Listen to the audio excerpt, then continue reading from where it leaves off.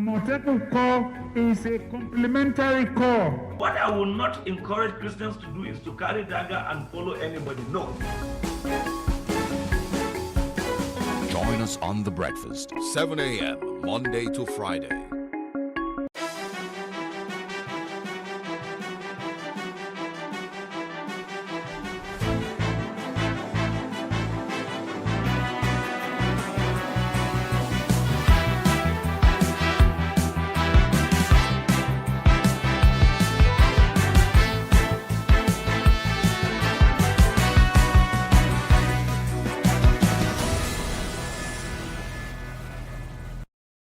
Hello and welcome to What Are You Saying?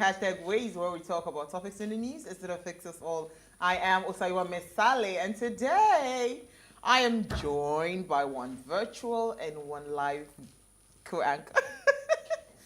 Hello, Elsie Godwin. Hi. You look like Google today. Is this Google color? Well, just it's nice to very look like them. colourful. I mean, love I'm their person. Yes, their I partner. know. So, if I look like Google, it's a good thing. It's a good thing, yeah. Yep. You look all colorful. How was your day? Thank you. It was good. I had to facilitate a training, and it was fun, really. I think I'm a very good teacher. I am. Because my students had fun. They had fun, and I had fun. So, yes. That's nice.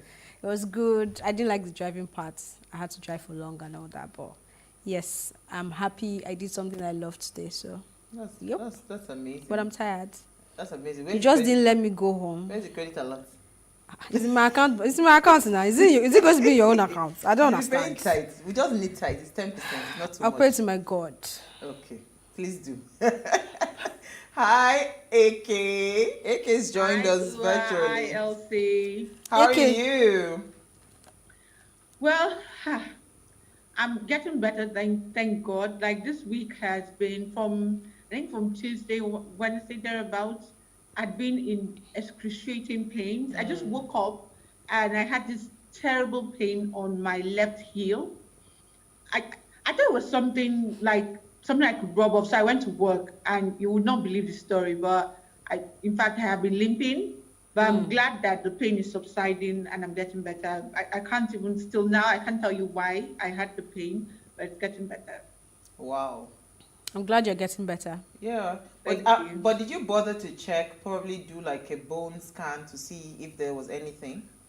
Well, I did go to a clinic, and they said probably something about my nerves. Maybe I took a wrong step. Because funny enough, I didn't work out throughout last week, so it wouldn't be because I worked out or anything like that. So they probably said I landed wrongly, but it doesn't look fractured, it doesn't look broken, but it will be fine. Okay. So, Hopefully, then you'll be able to come back to the studio. But we're happy to have you Yeah. virtually. All right, so today I we'll will let talk. Elsie have all the fun. You won't let her have all the fun. No. Elsie is having all the I'll fun. have it on your behalf today. Don't worry. Thank you. All right, so today we're talking fintech and the banking industry, and here's what we found as today's quote. Ignoring technological change in a financial system based upon technology is like a mouse starving to death because someone moved their cheese. I mean, if you know what is happening currently with the fintech space, it's almost like inevitable. In fact, a lot of banks are even trying to move their banking, to your mobile device and all of that. So it's something that's inevitable. Yeah, I mean, you have to evolve as far as I'm concerned. In whatever business you're doing, just evolve as the time changes. And I'm glad we're having this conversation today because I really want to know what the difference is between digital banking and fintech. When you say they're moving to my phone, I mean, the bank I use, I've been able to do online banking for over 5 years, if not more than that, right? And very seamless. Just that they've not paid me, I would have gladly mentioned their name. But I'm so proud of them. I know a lot of people are not happy with them in some ways, but when it comes to seamless online banking, I give it to them, right? So I want to know the difference and why I really need to move my money to a fintech space. Because when I see the whole marketing conversation and strategy, and maybe because that's what I do, and okay, they're telling the story, but this story like this, how does it affect my life? Really, but I'd like to have this conversation and see how it goes. Absolutely. Yeah. Okay, you are in the traditional banking space. So how is this impacting your business? Okay, I would say that forever banks have been relying on technology. So look at where in the past where our parents, because I never used the passbook, used the passbook or some form of identification to bank, and then it is transited. I think the discussion here is who is going faster, because banks can't do without technology, whether in terms of balancing the books or just knowing more about their customers. But who is using that technology faster? Who is leaner? Who is quicker to implement? And I think the discussion will be an interesting one, because just like LC, I'm sure our viewers today will want to know what's the big deal. You know, why is fintech so threatening? Because everybody's like, there's a disruption, everything is going to scatter, banking as we know it is going to end. But I'm looking forward to our guests talking about it and enlightening us, about the differences and commonalities between both of them. Absolutely. So many fintech companies are emerging, and they seem to be gaining a lot of ground around in Nigeria and Africa. So how are fintech companies impacting the traditional banking structure? Samuel Ogbehe is here to discuss this, but first let's take a break to see what we found in the news.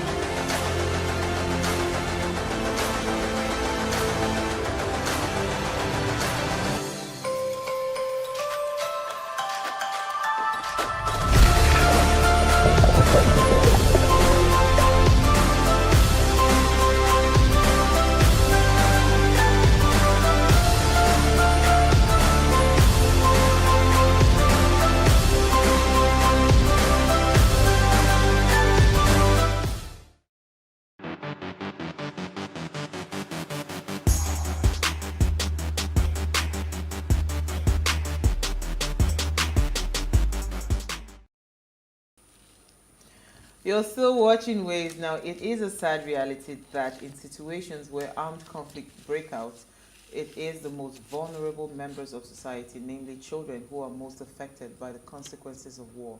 The 6 most common violations are recruitment and use of children in war, killing, sexual violence, abduction, attacks on schools and hospitals, and denial of humanitarian access.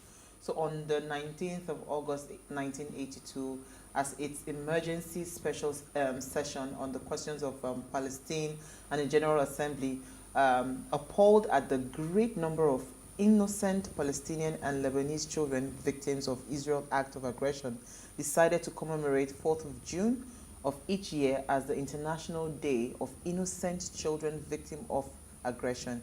The purpose of the day is to acknowledge the pain suffered by children throughout the world who are the victims of physical, mental, and emotional abuse. This day affirms the UN's commitment to protect the rights of children. Its work is guided by the Convention on the Rights of the Child, the most rapid and widely ratified international human rights treaty in history. I mean, so today, if you went on Twitter, you would have seen one of the anchors on Arise TV trending. You know, she was having an interview with the people, the abducted Islamic school people that they abducted their children and all of that. And I mean, the man broke down in tears. Everybody was just crying. There were just tissues all over. In fact, I didn't know when I also started crying. I mean, this is a reality. Children are always victims, you know, going to schools to abduct them and all of that. So this is an important day. Yes, it is. You know, and this is the type of day that our Minister of Information is supposed to be commemorating. But unfortunately, he has bigger problems in his head.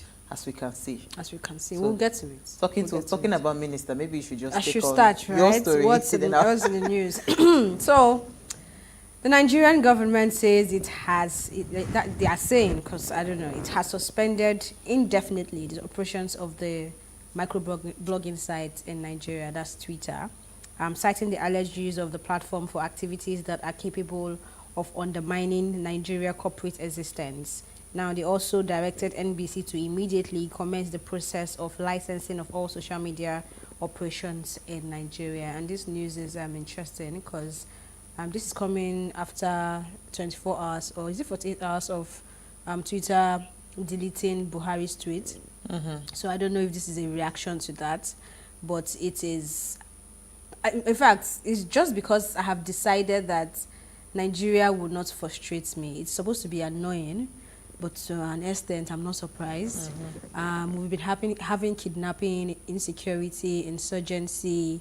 This man has not called any press conference to address the nation. Fine, you're not the president, but if this is as big as you calling a press conference, then the death of children, the kidnapping of children, like you said, people breaking down. I mean, for the profession you're talking about, they were supposed to hold it together, but it is just At so some point, much. you can't control it's that. just so much that you can't control it. Your Minister of Information did not see that to talk about, but this deleted tweet is his problem, and trying to ban Twitter from Nigeria is his problem. I remember when Twitter went to Ghana as well to establish their footprints in Africa, and when people were reacting, and this same Lai Mohammed came out to say that Twitter went to Ghana because of the things we say about Nigeria on Twitter.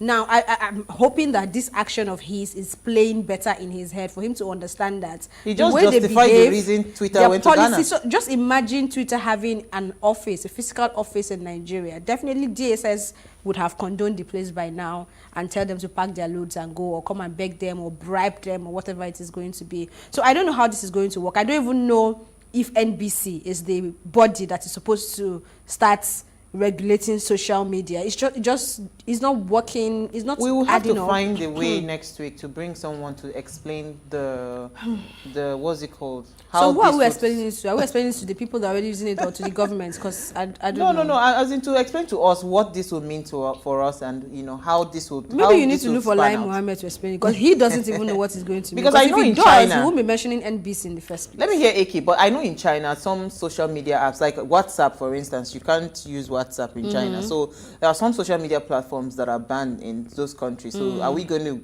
go be like China? But let me hear Aki's thoughts on the Twitter ban.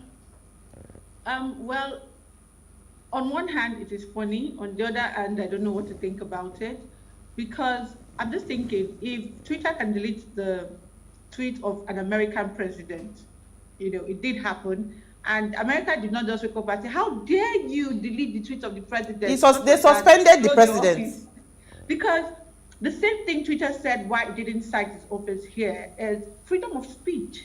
You get freedom to operate within the capacity of your business without feeling like somebody is controlling that. And she just said it. If they were here, really, I'm sure that the office will be visited by now. I'm sure it will be closed, shut down by now.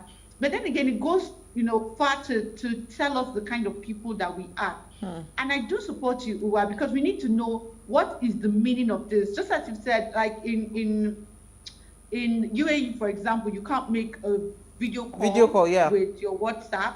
Exactly. So what does this really mean? Because I really want to know what's the implication, what rights do we have, and to what extent can we carry out this ban? So it will really be interesting to have someone come talk to us about the regulations behind this. Absolutely. And again, what section of the government actually sat down to come to this decision? Is this Lai Mohammed just exercising his power as the Minister of Information, who can push out press release and call journalists together to have a conversation? Because I was privy to seeing a document that was put together after the outrage initially, when they wanted to ban social media or create a bill that is going to hinder the use of social media. And people in the same government came together to put together a report to present to the president on why that should not even be an option, and how they can go about regulating the platform so that everybody feels happy. So if those set of people with forward-thinking brains are in the same government advising the same president, because one of them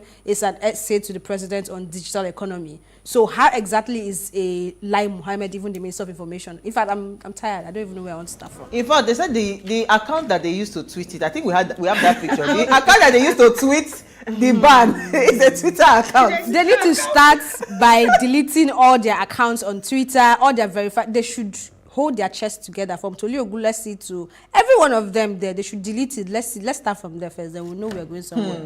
But for now, this way. I don't know. All right, okay, what did you find for us in the news? That's why I said it was funny. Very funny, actually.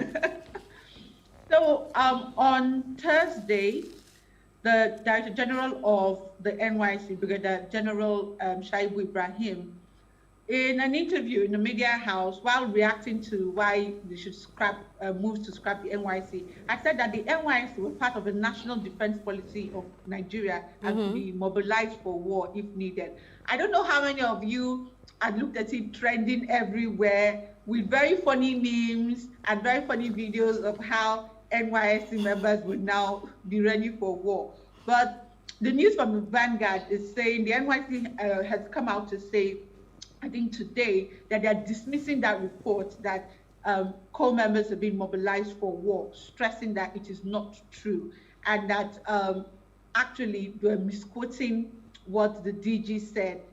That it was circumstantial and that the interests of NYSC, the core members, would always be the forefront, so that we should all relax. You know, NYSC members are not being trained for war. But it's funny in a way, because I don't know how we are quick to doing these things, because the speed at which everybody just went, the videos are still trending on Twitter. That was the highlight of yesterday, man. Like, I had fun online yesterday. And did you see the dance? Then I said, these are the people that are going to fight. And you know the funny thing, AK, this is why they need to understand that Twitter is actually a form of relief for Nigerians, because I mean, you can't as a government. Yes, you just catch your cruise, catch your trip there. You know, if you went on Twitter yesterday, all the memes on this but I'm happy that you took the story, because Jennifer took that story yesterday. So I'm happy that they have come out to respond to all the all the reactions from Nigerians, and hopefully, you know, that kind of conversation never comes up again. I knew he was quoted out of context, but this is what we're saying. Because this is a Go ahead. Okay, I said it was needed because this is a precarious time, very touchy. Every subject is very touchy. We're all on alert. We're all, you know, every news is important. You're trying to piece it together. So when you hear that core members have been prepared for war, you're like, hey, has it reached this stage? Yeah. You know? And it's good to just put our minds at rest and say, okay, it was circumstantial. Yeah. It was just probably in his zealousness to explain why the NYSC program is important. And that was what, I saw. I think, so what I was saying is they took it out of context. But you see, this is what we said too when we talked about communication on Monday, right? When you are in a position of authority, you must understand that every word that comes out of your mouth, you must be very clear on what you want to communicate, because you see, it is very easy for you to be misconstrued. It's easy for people to take your comment out of context. So your responsibility is communicate exactly how you want it to be heard. You know, so I think going forward, he's learned his lesson. So my story is just a quick one, because based on what we're talking about today, financial sector is under intense pressure from fintech firms. That's the conversation. And I mean, let me just pick an excerpt where they said that the Nigerian financial services sector has come under intense pressure from financial technology, that's fintech firms, which are agile and innovative firms leveraging technology to deliver tailored services, offerings to consumers and corporates rather. So it says the worry that they are having is that the fintech company still remains largely unregulated, with stakeholders yet to develop an acceptable regulatory framework for that sector. So I'm very happy that that's what we're talking about today. You know, I would love to hear what the guests would be saying. I picked this topic, this news, because I mean, it's just in line with what we're having, the conversation we're having today about banks and the fintech. So when we come back from the break, we'll bring in our guest and we'll start the conversation. Stay with us, we'll be right back.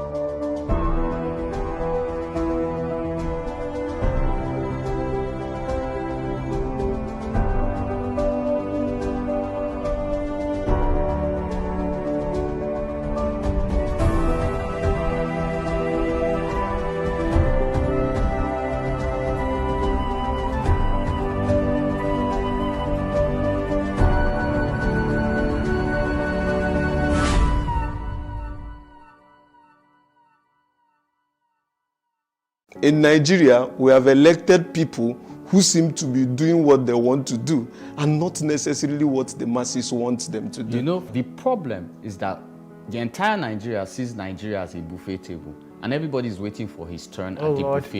Yeah. So what happens is, no, I won't distort Mr. A while he's in power because me, man, I want to chop my own. I think the major thing that polarizes us in this country, apart from the quest for political power, is our ethnicity. Religion. So, yes, and religion, of course. To get to the future, you have to understand the past first and foremost, and then align and change the present. You can find a song trending, and what is the lyrics? See Mary, see Jesus, see Mary. See. Yeah, right. You can find another one trending. It's a call to your spiritual consciousness.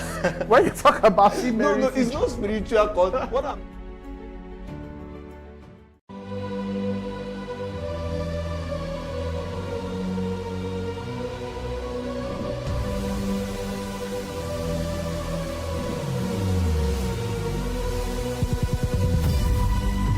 What we do not understand, we will stigmatize. What you can see is the remaining of the tanker that exploded. he suffered equally confessed.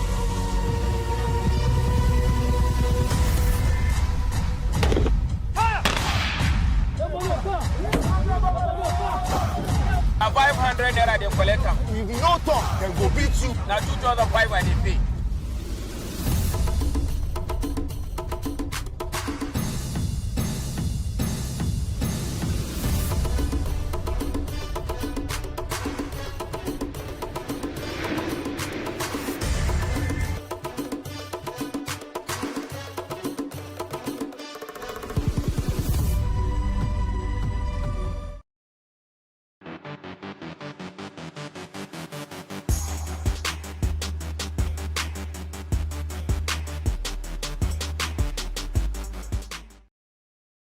Thanks for staying with us. Now, fintech is no longer a jargon of the banking industry. Instead, it has become a familiar term in technology in general.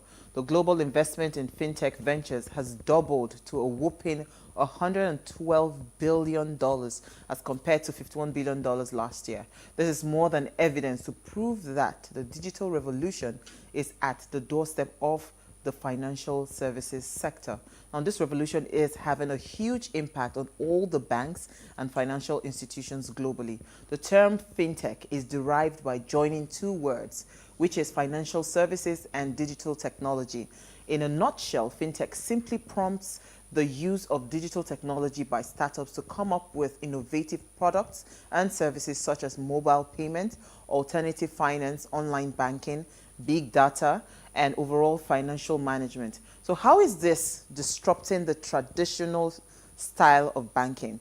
Please let us hear what you have to say. Remember, you can join this conversation. Tweet at us at WadeShowAfrica1 with the hashtag WadeShow, or send us an SMS or WhatsApp to 081-803-84663. So AK and Elsie, I'm going to bring in our guest like in a minute, right? I just want to hear your quick input. Let me start with AK because she's in the financial sector, and I'll hear you from the digital sector.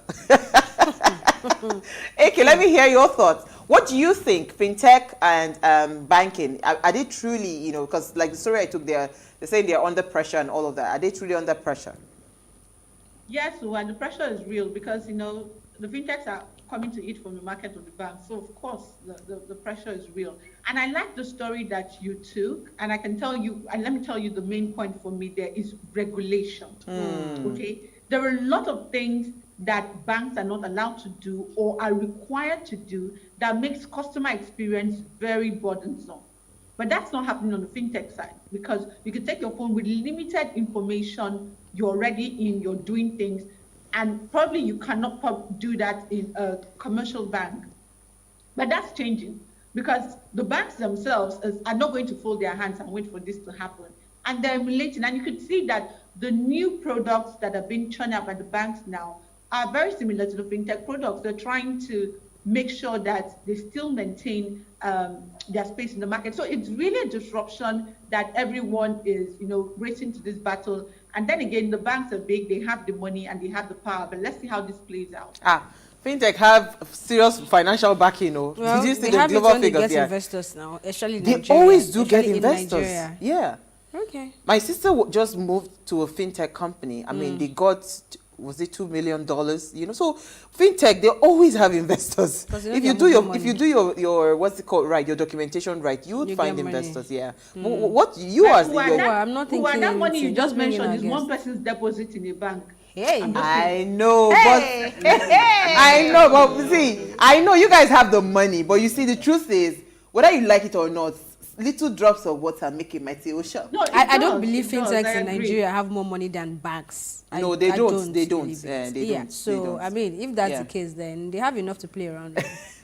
All right, so Samuel Ogbehe is the digital economist and innovator, business strategist and modeler, and the eco-evangelist, who is passionate about data and economic technology for leadership, people and place development, and a new Africa. Samuel believes it is time for Africa to be a real economy, and that we must all start to design or support tools for transparency, responsibility, and accountability. And he's joined us live in studio to discuss fintech versus banks. I saw you smiling when Eke was talking. So, but you know, so the story I took today about the banking sector coming under immense pressure because of the fintech players coming on board. You know, why is this so? Why are they under pressure? Well, firstly, I would say the banks know that it's time to reform the way that they do things, you know, from the traditional time, from the old times. So I think they're just pressured that all these young boys are coming up with these new ideas of the way to transfer people's money or the data of buying and selling, let's put it that way. And I think that's the major thing that any economy would run on. So I think they're just worried about that. But if they were going to be looking at it properly, they should be looking about how to move themselves faster than thinking about how to just be attacking the fintech companies. They should start thinking, how do we become more agile in the way that we're getting these regulations to these people faster so that the country is better in the way things are done with financial technology. Okay. I'd like us to get to regulations, but maybe Ike will take that. Regulation always looks like it's the last thing that comes. But maybe it should start becoming the first thing. We'll definitely get to it. I'm sure Ike will come to that. But however, I want us to break it down for people watching that are not necessarily playing in the financial space or even in the digital space. What is fintech? Also, what's the difference between digital banking and fintech? So digital banking is just, I want to give it simple words. Digital banking is just turning the bank from just a physical building to an online bank. Simple. So you have your online banking now. You can log in, see your account, transfer money. You can transfer money to buy something. You can pay your bills on it. So that's digital banking. Fintech is actually creating financial technology. So technology for financial services. So financial services is not really majorly banking. It's more like I want to buy something. Payment solutions. You know, payment solution. I want to buy something. I want to get loans without a credit system, which I think fintech is really, this is one of the biggest reasons that they are winning, because the moment you start giving people money without the bank or the central bank, if you can give me money now free of charge and tell me, pay me back this money in 2 months, and we come up to a deal, and I can digitalize it immediately. There's no point why I should go to the bank anymore, because if you have, like Ike was saying, she was saying that there's $2 million of that money in somebody's bank. You can give me that $2 million instantly and tell me to pay you back that money in 5 years, and it wouldn't be a problem. So this is where the banks are getting scared, like, financial technology is going to just remove all of this away from us. So that would be the difference. It's basically the digital banking is just banks that have turned online, which they are moving towards. And they want to become fintech because they were the one giving us the service before. But fintech has removed that part from it and made it more innovative, where it's more customer-centric now. And I think more of these things are happening now because there's 7 billion people in the world. You know, you can't be controlling us anymore. You can't be controlling us anymore the way we are managing our relationship to develop things. Yes, Let me come to traditional bank. She said, let me come to traditional bank. So I've heard a lot that you have to say, but as the future progresses, do you think that there is room? Because right now, there is collaboration between some fintechs and the banks. What do you see in the future? Some people are afraid that traditional banking as we know it will die. Do you believe that there's truth in that? Do you believe that in the future there will be no space for traditional banking? So I like to read a lot. So I've read this concept on robonomics. And if robots are going to take over the way you produce things, then the banks are going to get into trouble because most of the people that they are funding would be the people that are producing things for the country. Those are where the big money is from, the industries. If you then robots then take over this, then I have to pay those robots through fintech, through financial services. It would be different. So I don't want to totally say that the banks will be extinct, but I think that the bank would have to evolve themselves into something more exciting than what we have right now. And this will involve things like you have to move farther to things like the interest rates, inflation. How are those going to be digitalized? How are we going to get the real-time data of why inflation should be happening? Why should rice change price immediately in real time? And this doesn't happen. It's more of an independence thing that we've just increased our inflation now. It's an independent thing from. So to answer that question, AK, I think that the banks will not go extinct. We won't remove them totally. But I think that they should start to look into a collaborative way of how they can evolve themselves into more of the robonomic bank. I want to say that word because they should become robot banks. Let's just put it that way. Instead of trying to become, they should change their model. Let's just put it that way. They should change their model. You know, you were saying what I am there, a modeler. I think they should pivot their model towards a different way of being a bank than just remaining these traditional banks that are still trying to hold the diamonds and gold inside of it. Yeah. Okay, so you want to go ahead, AK? AK, come at me. I was coming to talk about regulation, which is very important. Yes. And I don't know if you I don't know to what extent you know about the regulation of what banks can do and what banks cannot do, and the kind of licenses that you have even for products that you develop.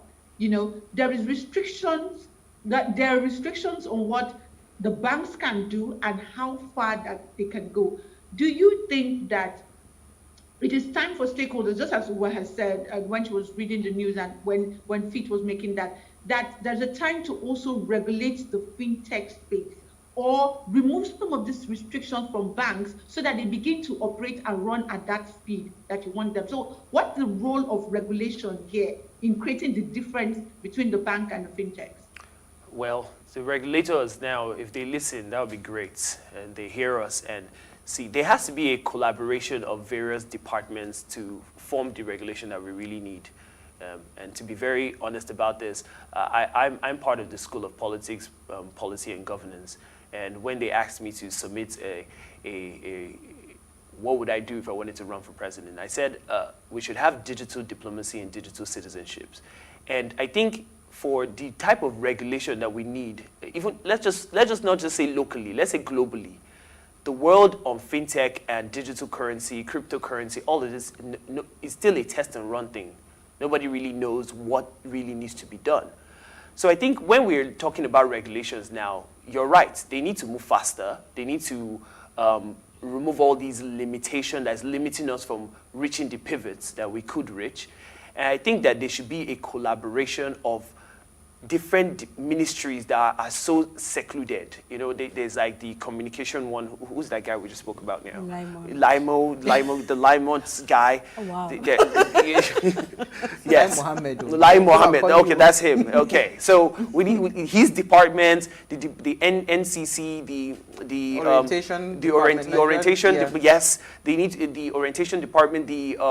The Ministry of Digital Economy, communications, yeah. They need to come together and look at what is the future of economy, not just finance anymore now, because we keep focusing on just the finance part of things, which is money. But I personally believe that money will change in the coming years, because if we're already looking at Bitcoin and cryptocurrency that has come immediately, we've started to create fintech, because if we go back into the history, you know, fintech started in Kenya with M-Pesa. And literally 2 years later, Bitcoin erupted from nowhere. That's shocking, because there must be someone trying to say, don't change money, Africa. Africa, stop, don't change money. Because if M-Pesa can bring money all the way from the Western world back to their country to just be able to reform the way they do things through just a simple system like M-Pesa, then something's changing. There's a fight, there's a war about the way money should be used. So I think in the regulation parts, I think these people will come together and bring in some new innovators. I was going to say that because bring in some new thoughts. Yeah, I think that you can't use the structure of that's right. Yes. Regulation that you have, the outdated structure of regulation you have in your head, to work with the fintech system. You have to be able to tailor it. So we need new people. We need new people. Take a break. Okay. When we return from the break, I have a question. Don't fight it. We need them. They know that we need them. Because if they don't put us there.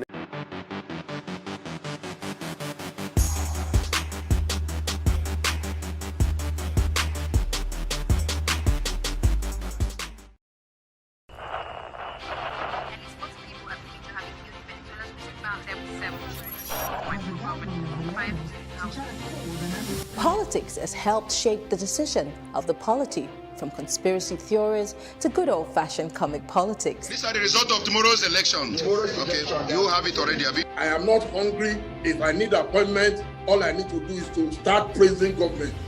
Plus, politics will fill the polls of the country, from friends to frenemies, even strange bedfellows, to clones and stooges.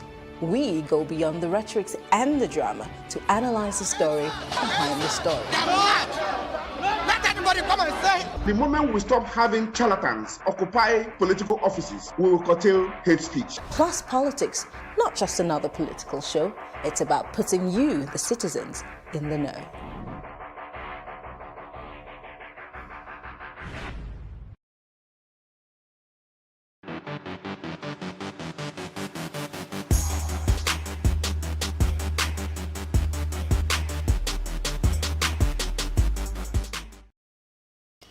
All right, so if you're just tuning in, we're discussing fintech versus banks, and we want to hear what you have to say. Remember, you can join this conversation. Tweet at us at PlusTvAfrica1 for the hashtag WeShow, or send us an SMS or WhatsApp to 081-803-84663. So, all right, so before we went on the break, I was going to say that I have a question about regulations, right?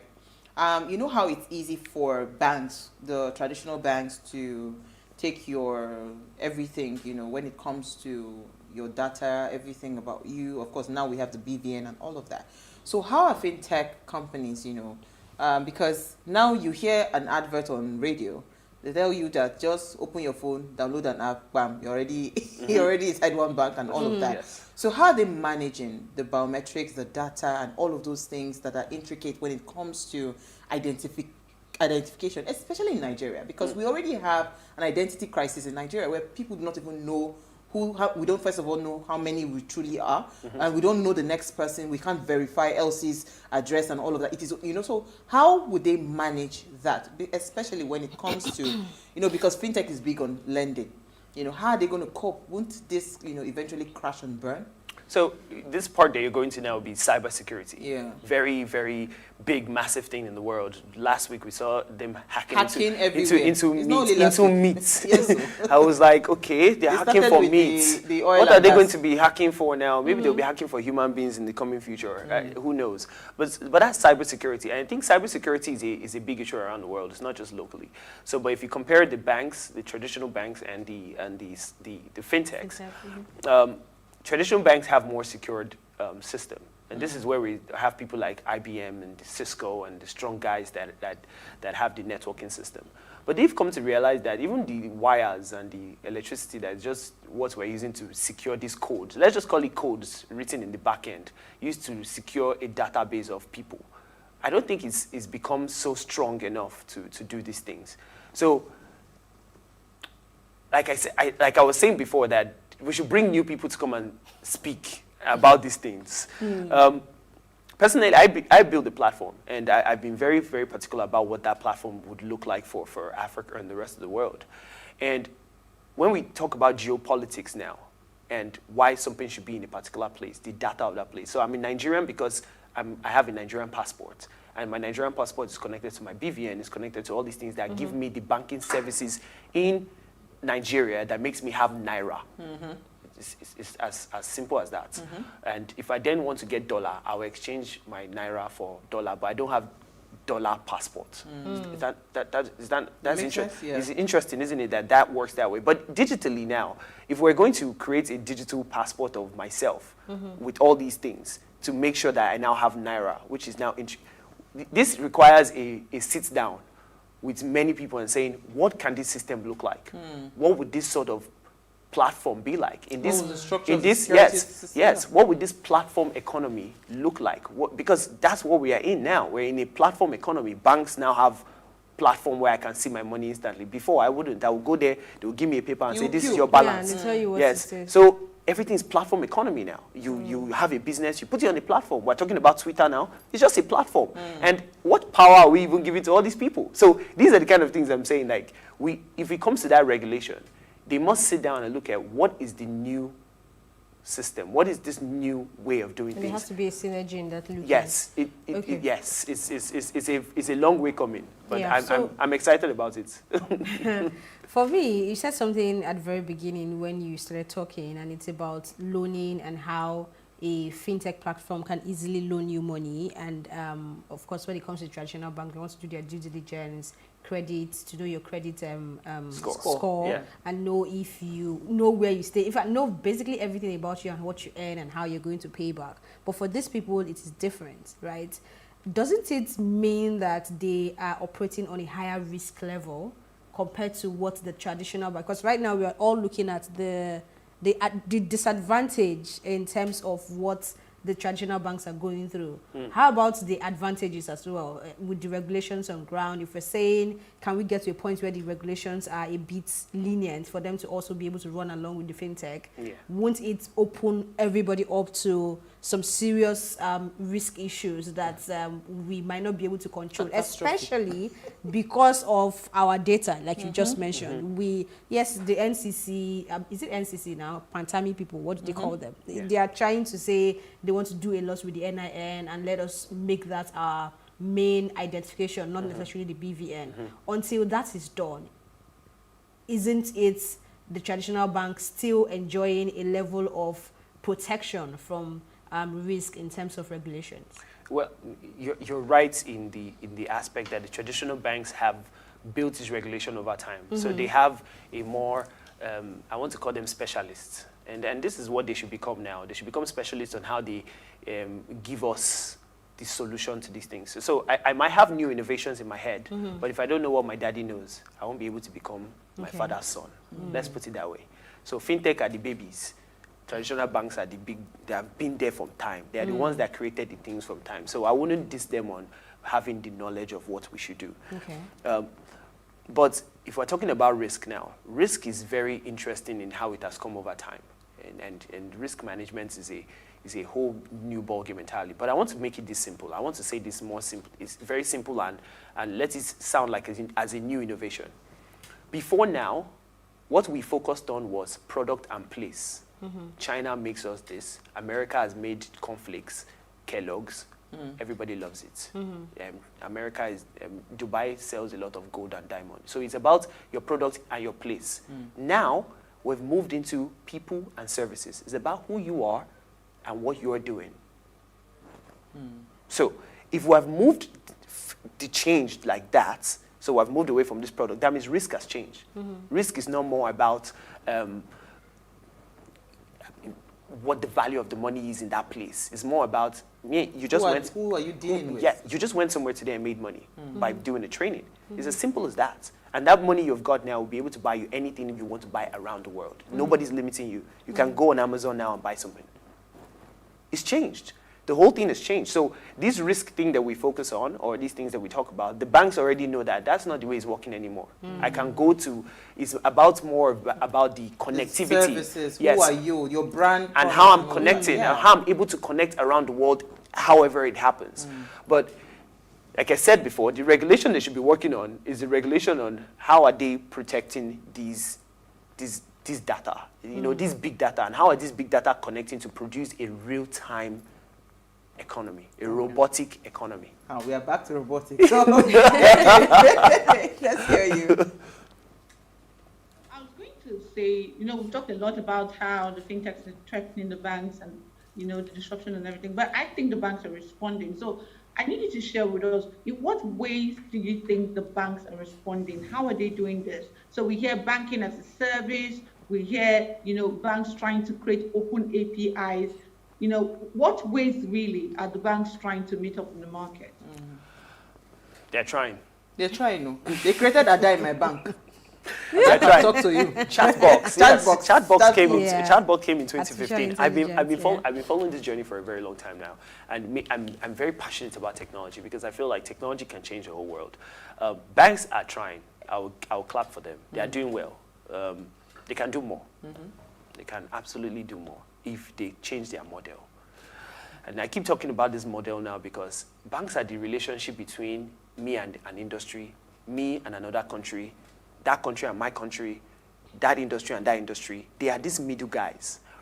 And if they don't change their model of how they're doing business and changing, they can, let me calm down and say it like this.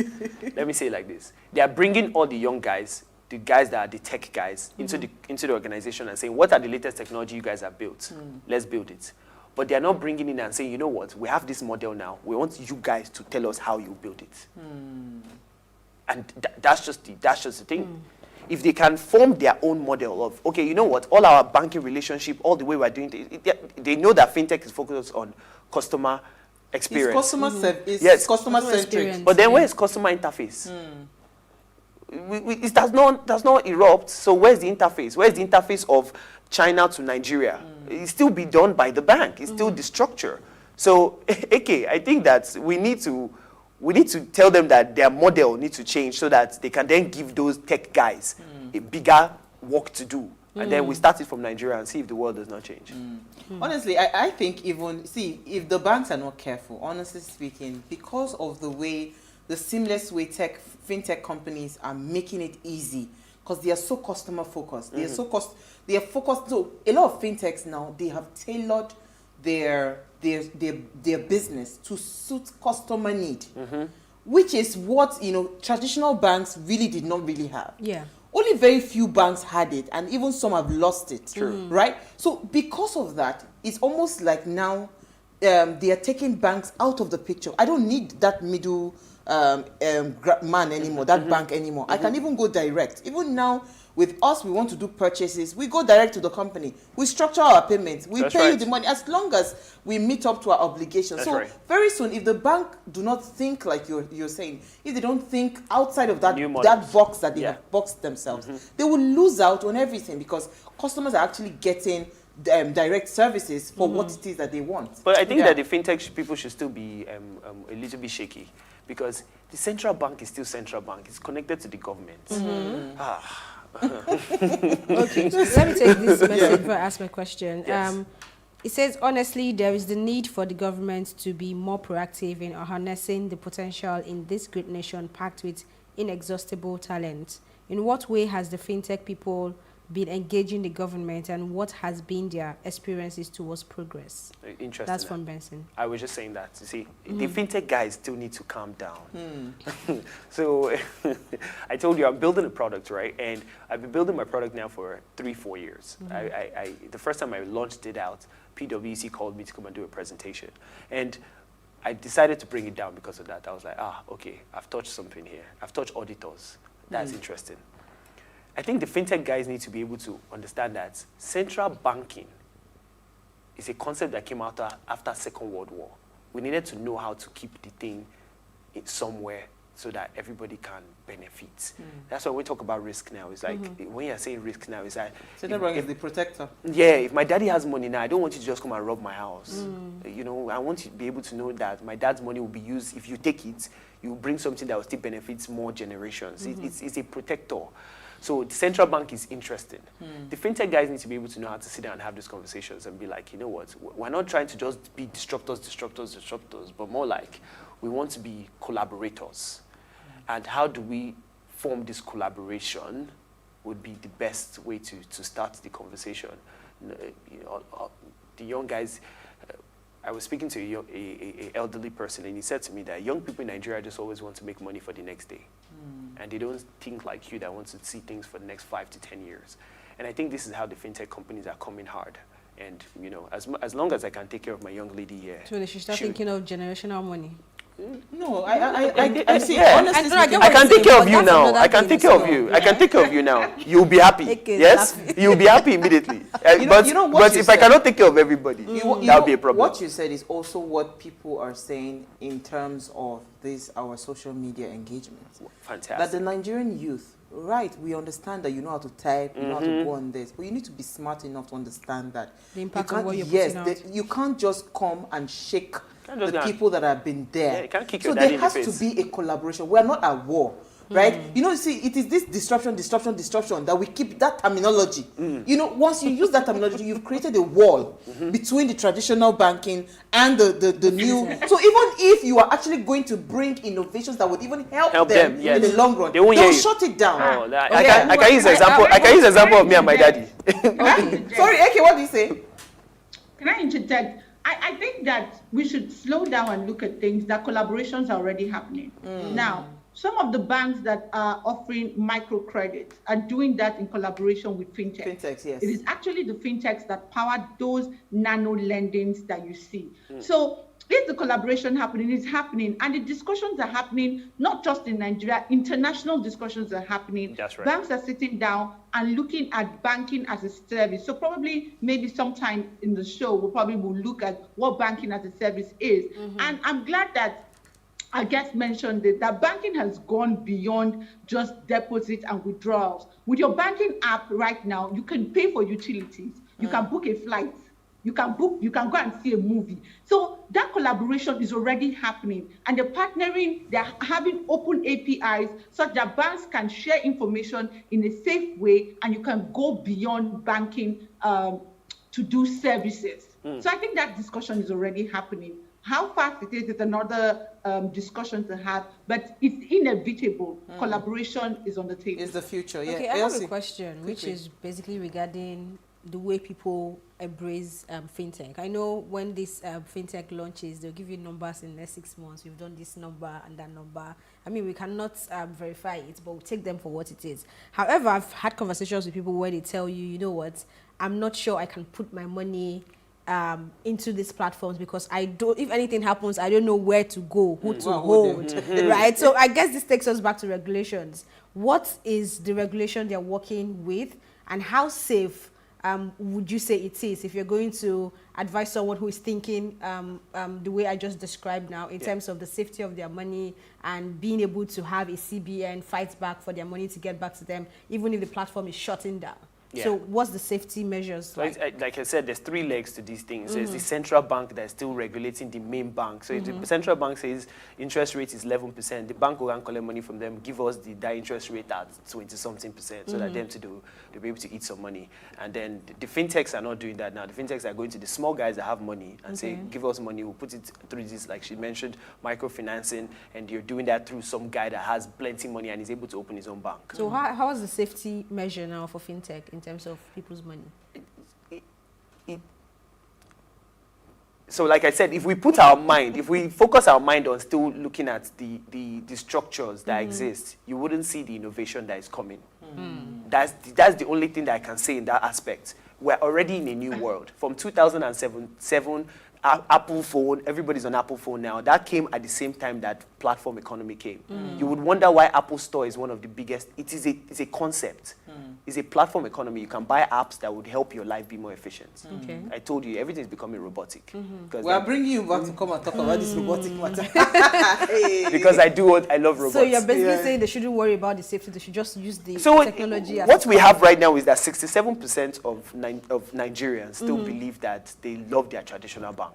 Okay. The other ones that saying those are the young ones. And the young ones, how much money do you have? Okay. So let's talk about it like that. And so since you don't have that plenty money, they are the ones that don't use banks at all still in that percentage. In that percentage now, we're just talking about the bankers. Okay. So apart from that now, you have about 40% of Nigerians that are unbanked, which is a large amount of money. Which is a large amount that the fintechs are capitalizing on. Thank you. So they are trying to capture those people now. Okay. And so now you have a war between the bank and fintech about catching all these people that don't have banks. And fintech are truly But the banks are winning, the banks are the ones that have. What else? The banks are winning. All right, thank you. No, the banks so are always winning. much. The banks are always winning. I think we need to bring you back because I love that conversation on robotics. Let's hear what that robotics is about. Yeah. Thank you so much, ladies. Thank you. Today is tomorrow is my mommy's because I did birthday shout out for my daddy. Tomorrow is my mom's 65th birthday. Yes, happy birthday, mommy. Happy birthday. We love you. Happy birthday. Yes, that's our picture there. You know. So happy birthday. Because I didn't want to do it on Monday, so I will do it today. So that's happy birthday, mommy. I love you. She's 65 tomorrow. Unfortunately, COVID, we can't do anything. Children in boarding house. There's no COVID. No. I don't say that. Which COVID? Please, We'll wear not face the mask. address. We are coming. Me, I'm even inviting myself. So happy birthday, mommy. All right, so before we go, do ensure to follow us on Twitter and Instagram. Twitter is at PlusTvAfrica1. Hey, this one, the one block Twitter.